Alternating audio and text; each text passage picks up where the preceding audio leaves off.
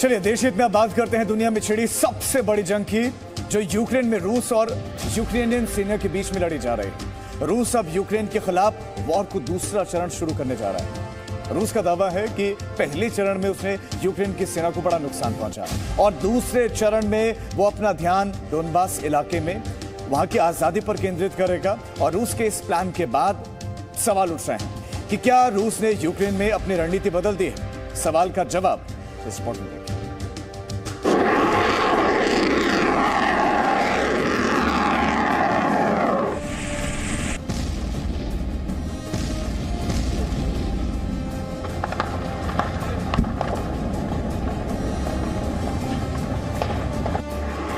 Ukraine में रूस की आर्मी के हमलों की रफ्तार धीमी नहीं हो रही। घातक कैलिबर मिसाइलें समुद्र से चलती हैं और लक्ष्य को तबाह कर देती हैं।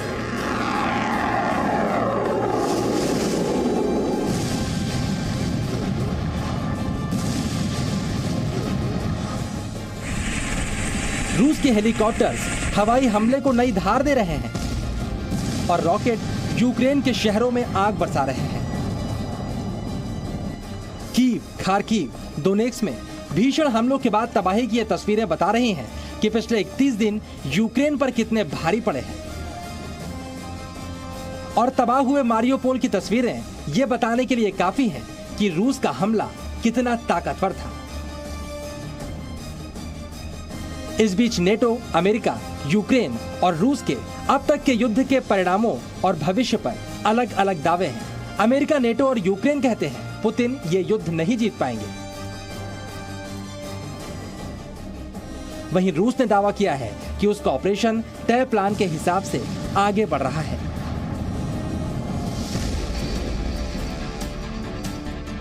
इस बीच यूक्रेन में रोजाना धमाके और तबाही की नई नई तस्वीरें सामने आ रही हैं और फिलहाल युद्ध खत्म होता नहीं दिख रहा। लेकिन युद्ध के 1 महीने बीतने के बाद रूस की तरफ से वॉर का लेखा जोखा देते हुए एक बड़ा ऐलान किया गया है। В целом, основные задачи первого этапа операции выполнены. Существенно снижен боевой потенциал вооруженных сил Украины, что позволяет, еще раз подчеркну, сосредоточить основные усилия на достижении главной цели – освобождения Донбасса. रूस ने साफ किया है कि 1 महीने में उसने ऑपरेशन के मुख्य लक्ष्यों को हासिल कर लिया। रूस का दावा है कि यूक्रेन की सेना को भारी नुकसान पहुंचाकर उसने दुश्मन की कमर तोड़ दी है। लेकिन आगे रूस क्या करने वाला है, इसे लेकर सवाल खड़े हो गए हैं। रूस के ताजा बयान के बाद सवाल खड़े हो रहे हैं, क्या रूस ने अपनी रणनीति बदल दी? क्या रूस ने लक्ष्य को हासिल कर लिया? क्या रूस पीछे हट रहा है? रूस ने 24 फरवरी को जब दोनेत्स्क और लुहांस्क को आजाद घोषित करने के बाद यूक्रेन के खिलाफ सैन्य अभियान की शुरुआत की थी, तब रूस के लक्ष्य में यूक्रेन का विसैन्यीकरण और यूरोप समर्थित सरकार को हटाना भी शामिल था। 1 महीने में रूस की सेना के ताबड़तोड़ हमलों से यूक्रेन की सेना कमजोर तो हुई है, लेकिन नेटो और अमेरिका से उसकी हथियारों की सप्लाई लगातार जारी है। यूक्रेन की सेना लगातार रूस पर पलटवार भी कर रही है। यूक्रेन ने रूस के टैंक, हेलीकॉप्टर गिराने के दावे किए। इसके अलावा बर्दियांस्क पोर्ट पर रूसी जहाज सारातोव को भी नष्ट कर दिया। ऐसे में सवाल खड़े हो रहे हैं, क्या यूक्रेन के विसैन्यीकरण के लक्ष्य को हासिल किए बगैर रूस सिर्फ डोनबास पर अपना ध्यान केंद्रित करेगा? जाहिर सी बात है, यूक्रेन के अलग अलग शहरों में हो रहे धमाके बताते हैं रूस किसी भी मोर्चे से पीछे हटने वाला नहीं है। हाँ, ये जरूर हो सकता है कि मारियोपोल जैसे शहरों में घातक हमले के बाद रूस ने क्रीमिया से डोनबास तक पहुंचने के लिए सुरक्षित रास्ता तैयार कर लिया है और अब डोनबास के इलाकों में और घातक हमले हो सकते हैं। रशिया ने कहा है जो कि उनके इस स्पेशल ऑपरेशन का एक फेज ओवर हो गया है। अब वो ज्यादा फोकस करेंगे डोनबास और ईस्टर्न यूक्रेन की प्रोविंसेस पे जहां पे सेपरेटिस्ट हैं। मेरे विचार से ये एक इफ नॉट मिसलीडिंग बट ये असलियत नहीं है। हाँ, डेफिनेटली रूस की फोर्सेस को बहुत बड़ा सेटबैक और बहुत बड़ा सरप्राइज मिला है इस इन्वेजन में। इसके अलावा सैटेलाइट इमेज और अलग अलग जगहों से आ रही तस्वीरें ये भी बता रही हैं कि रूस यूक्रेन में युद्ध के लिए अपनी नई बटालियन भी उतार रहा है। यानी अब यूक्रेन को डोनबास के इलाके में और ज्यादा मुसीबतों का सामना करना पड़ेगा। इसके अलावा रूस ने यूक्रेन के उन दावों की हवा भी निकाल दी जिसमें यूक्रेन ने रूस के 16,000 से ज्यादा सैनिकों को मारने का दावा किया था। Также мы слышим заверения лидеров НАТО о невмешательстве в конфликт. В то же время отдельные государства, члены Североатлантического альянса, предлагают закрыть воздушное пространство над Украиной. Обращаю внимание, что на такие попытки вооруженные силы Российской Федерации будут незамедлительно реагировать соответствующим образом.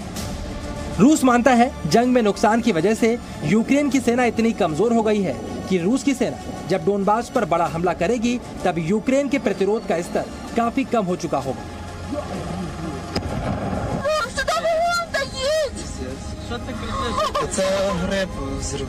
क्योंकि रूस ने घातक मिसाइलों का इस्तेमाल करके यूक्रेन के सैन्य अड्डे, हथियारों के भंडार और तेल डिपो नष्ट कर दिए हैं। लेकिन यह भी बड़ी सच्चाई है कि जर्मनी, ब्रिटेन और अमेरिका जैसे देशों से लगातार यूक्रेन को रक्षा सामग्री मिल रही है। ब्रिटेन यूक्रेन को 6,000 नई जैवलिन मिसाइलें दे रहा है। जर्मनी से 1,500 स्टेला एंटी एयरक्राफ्ट मिसाइलों और 100 MG3 मशीन गन्स की एक खेप यूक्रेन पहुंची है।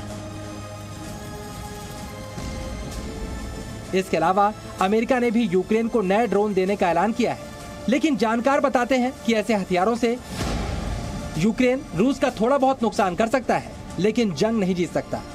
और नेटो और अमेरिका कोई बड़ा कदम उठाएंगे तो भी रूस कड़ा कदम उठाने को तैयार है।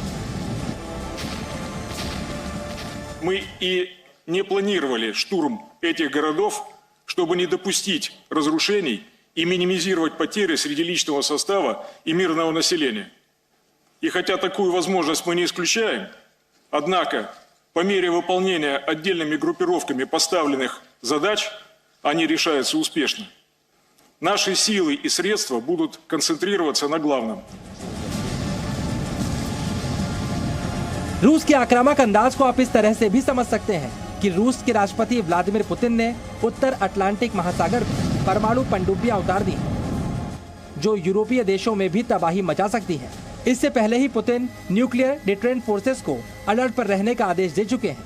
यानी नेटो और अमेरिका की कोई भी बड़ी मदद यूक्रेन के साथ साथ यूरोपीय देशों में भी तबाही मचा सकती है। ब्यूरो रिपोर्ट, जी मीडिया।